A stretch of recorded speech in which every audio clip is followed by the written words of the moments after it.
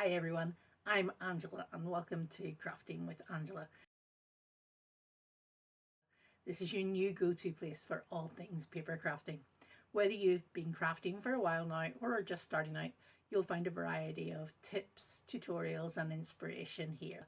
Today I'll be showing you how to make a masculine split squares birthday card. This video is part of my Frugal Friday playlist, which means I'll be using minimal supplies throughout the video. For this card, I will be using some 6x6 sheets of pattern paper. You can find 6x6 paper packs such as these at your local bargain stores. I found these at the Works and Home Bargains, and each pack was £1. There are normally 20 or 30 sheets in a pack, depending on whether the papers are one-sided or double-sided, and whether they have glitter or foil or some extra on the front of them. What I especially like about using paper packs such as these is that all the papers go together. So if you need two complementary papers, such as we need in this video, they'll match if they're from the same paper pack.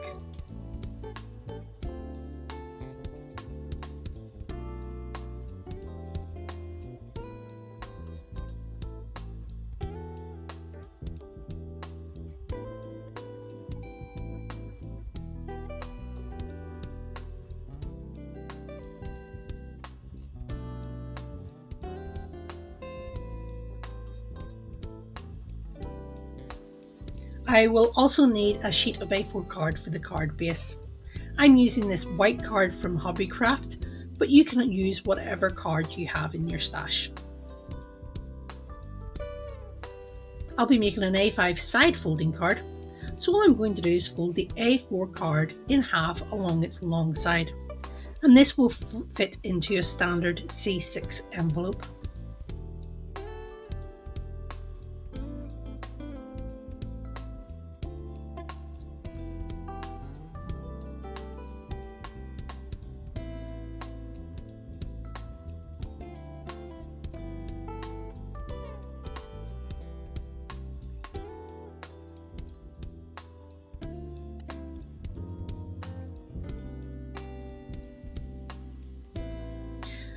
I want to make a masculine card, so I'm going to use these two sheets from the Hipster Chic paper pack.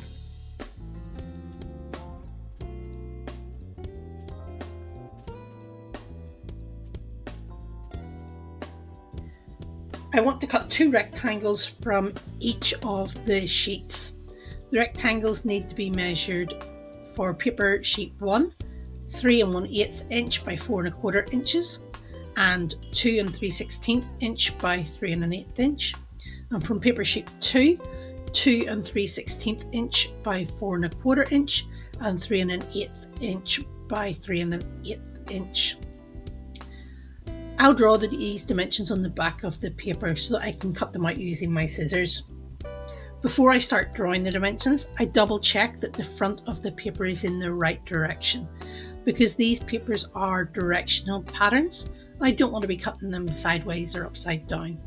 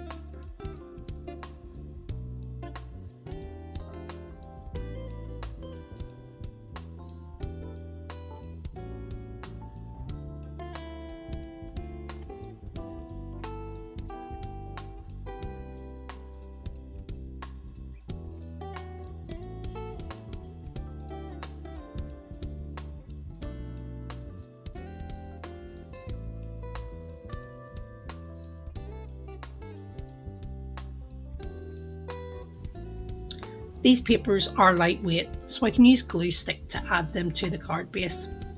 However, if this was a heavier weight paper or cardstock, then I would suggest using a wet glue such as PVA or double-sided tape. When I'm using a glue stick, I use a plastic glue mat just to prevent my desk getting covered in glue.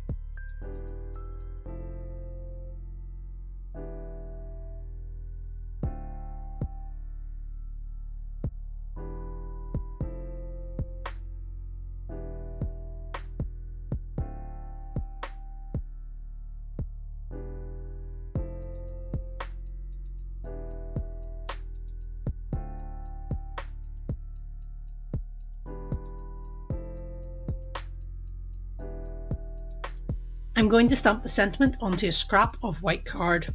When I'm stamping, I like to put something below the card so that I can get a good impression. Here, I'm using the paper pack I took these papers from.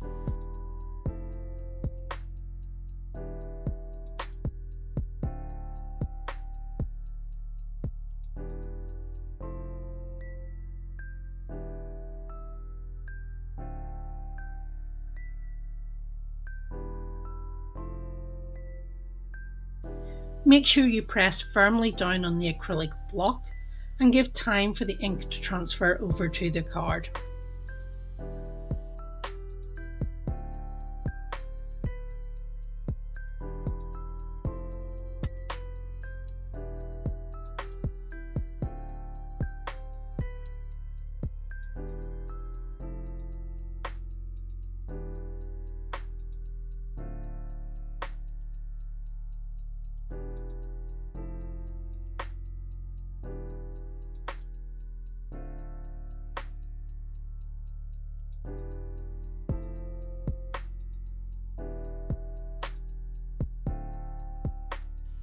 I'm going to go round the edges with the black ink pad. That's just going to help it stand out against the patterned papers.